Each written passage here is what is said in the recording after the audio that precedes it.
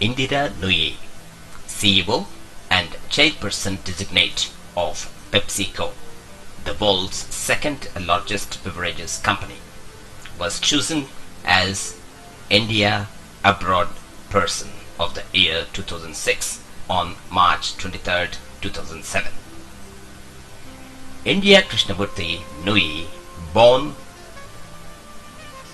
on October 28, 1955 in Chennai, Tamil Nadu, India, has crossed continents, overcome gender barriers, and broken through glass ceilings of the corporate world while demonstrating that she is a woman of wisdom, achievement, and integrity. She is a woman devoted to her family, to her Hindu faith, and to her career, known to employ uncommon approaches to effect turnarounds that have marked her company's last 6 years. She was recently named as the fourth most powerful woman in the world by Forbes magazine. Born and raised in Madras, India, Mrs. Nooyi received her BS from Madras Christian College and her MBA from Indian Institute of Management in Calcutta. She went on to hold product manager positions at Johnson & Johnson and at Metro Bedsol Limited, a textile firm. In 1978, Indira Nooyi came to United States to attend Yale University's Graduate School of Management, where in 1980 she obtained her Master's Public and Private Management. Mrs. Nooyi attributes her success in the business world to her upbringing in India and her rich religious heritage. As the only foreign-born woman officer at PepsiCo and being both outspoken and articulate, she has also become a role model for second-generation Indian Americans. Knowing, as she has said, that the reality is that women have to be just a little better at their jobs to succeed. She does not spend her time wondering why inequality is holding women back, but doing things to expand her abilities. This includes reading a book every night after putting her kids to bed. It helps her, she says, be a real person. Being a real person also means a keen interest in sports, an interest which she has also been able to use in business. She has been known to study video tapes of final championship games Michael Jordan played for Chicago Bulls to learn lessons about teamwork. Balancing her domestic and professional life and her Indian and Western interests equally, Indira Nooyi has shown that a woman, a mother, and a wife can make a difference in the world. She is also a member of the board of Motorola as well as director of PepsiCo. The College of New Rochelle proudly conferred on Indira Nooyi the degree of Doctor of Human Letters. She was awarded Padma Bhushan, India's third highest civilian award recently.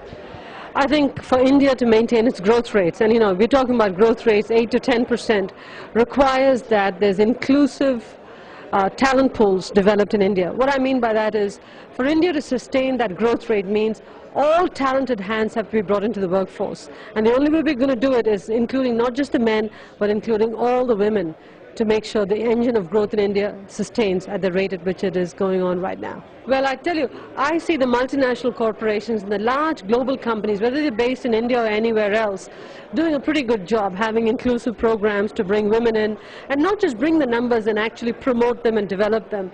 I think now it has to trickle down in the corporate environment to local Indian companies who have to adopt the programs that these multinationals are developing so that they too can be the engine of growth that uses women more productively. productively in the Indian context. So that's the corporate environment, which is really what I'm most familiar with. But as Shabana talked about in the panel today, getting more women into the political process is very important because laws have to be changed, society has to be impacted, all of that has to happen if women are going to become the next big engine for growth in India. Talked about my 5 C's model, and let me talk about them again. The first is competency. I think anybody who wants to be a future leader should have a hip pocket skill that everybody looks at and says XYZ is the go-to person for that skill. Because unless you're really known for something and not just as a generalist, you don't stand out from the pack. But in order to be competent at something, you've got to be a lifelong student because you've got to constantly refine your knowledge of that subject so that you remain ahead and abreast of everything that goes on in that field first. The second I'd say is courage and confidence. It's a pair.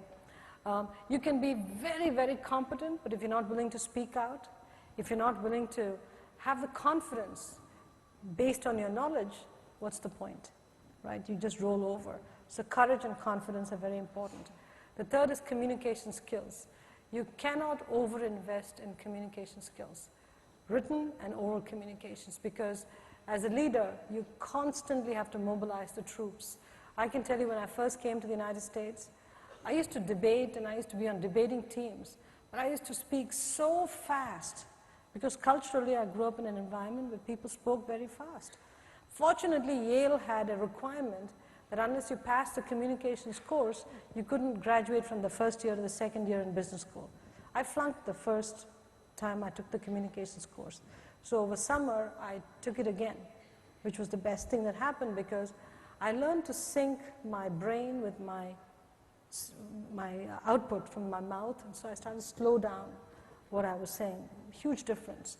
So I'd encourage all of you, invest in communication skills, critically important. The fourth skill I'd say is consistency. It's important that leaders are consistent. You can change your mind, but change your mind against a consistent framework, because if you're not consistent, people are always second guessing what you're doing. So be consistent. And the last skill is your compass. Integrity is critical in this job. You can be competent, you can be courageous, have confidence, be a great communicator, be consistent. But if you don't have integrity, if that compass doesn't point true north, everything comes crashing down, as we've seen in recent times. So again, it's the 5C model, and that's what I've operated against for all my life.